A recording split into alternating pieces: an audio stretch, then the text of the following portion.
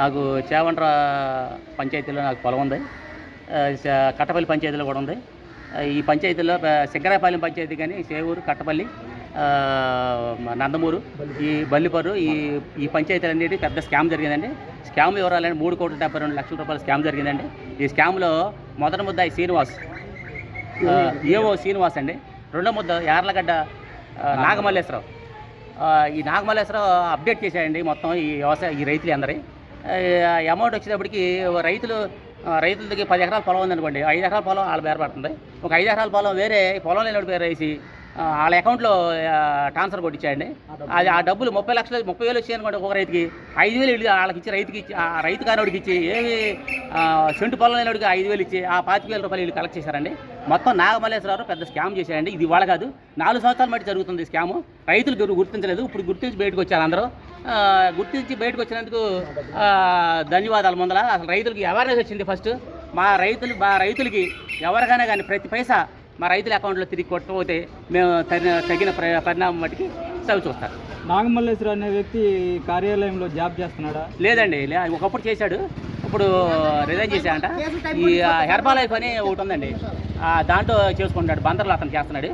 అతను తీసుకొచ్చి ఫస్ట్ అతను తీసుకొచ్చి ఇక్కడ మాట్లాడితే కానీ డబ్బు అంతా అతని దగ్గర ఉందండి.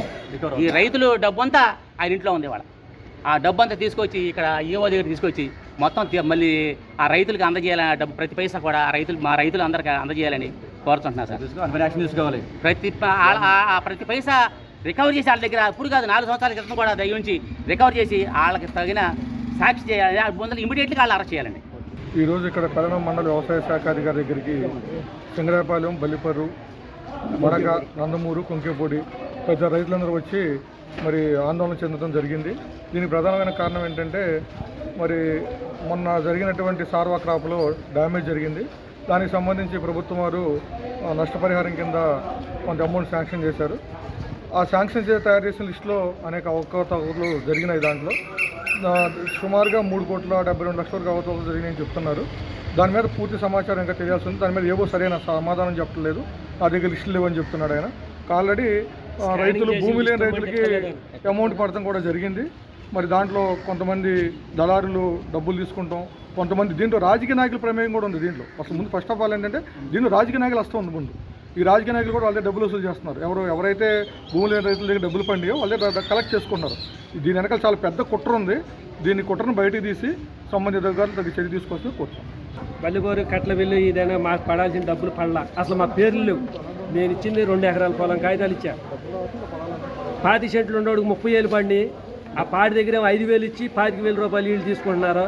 ఇదేటో మాకేం అర్థం కాల. మా పేర్లు లేవు, పొలం లేని వాళ్ళు డబ్బులు పండి, మేకలు కాసుకునే వాళ్ళకి, రోడ్లు అమ్ముడు తిరిగే వాళ్ళు కానీ ఆధార్ కార్డు, బ్యాంక్ అకౌంటే డబ్బులు పడిపోయి, రైతు పాస్బుక్, కట్టాదారు పాస్బుక్, బ్యాంక్ అకౌంట్ అన్నీ ఇచ్చి, ఆన్లైన్ పుట్టు అన్నీ ఇచ్చే కానీ డబ్బులు పడాల. ఇదేంటో స్కామ్ అని అర్థం కాదు. రాజకీయ నాయకులు అందరూ చేసి మళ్ళీ వాళ్ళ దగ్గర వసూలు చేసి ఆ డబ్బులు రైతులకు అందరు న్యాయం చేసి, లేకపోతే తన్ని శిక్ష చేయాలనుకుంటే వాళ్ళందరినీ అరెస్ట్ చేయాలి, లేదా అందరికీ న్యాయం చేయండి.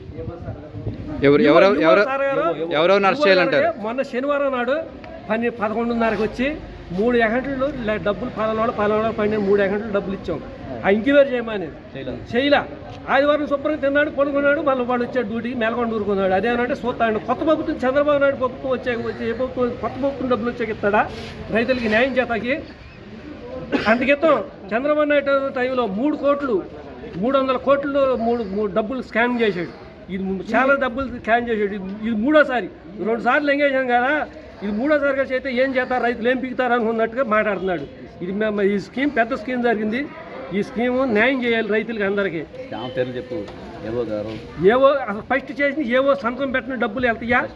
ఫస్ట్ ముద్ద ఏవో గారు, సెకండ్ ముద్ద యార్లగడ్డ నాగమల్లేశ్వరరావు. సరి శిక్ష చేసి రైతులు అందరికీ డబ్బులు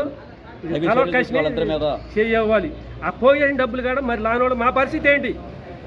అసలు మా పేర్లు లేకుండా చేశారు, మా అకౌంట్లు లేకుండా చేశారు.